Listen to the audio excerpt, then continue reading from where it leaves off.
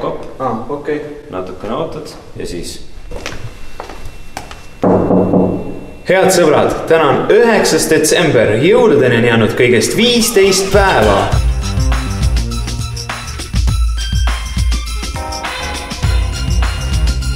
Ja tervitusi ka! Veronika on võtnud vaevaks valinud soovitelefoni numbri 1616 ja... Valida võid sinagi, näiteks kingitusi. Täna jagab Ring FM-i poolt jõulukuised näpunäiteid Kristo Rääbis.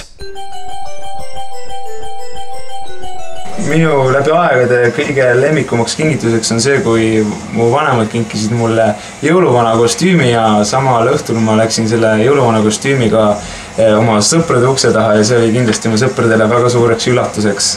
Ei pannud sõpru salmi lugema, aga igast muud pulli sai.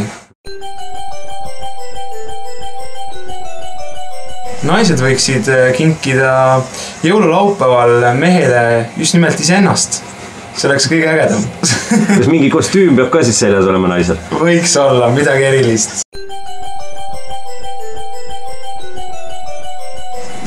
Mina arvan, et jõuluvana on ikkagi pärit Põhja-Soomest. Ole sa Põhja-Soomes või Lõuna-Eestis, täna on päris kindlasti reede. Töörahvas lastakse taas vabadusse.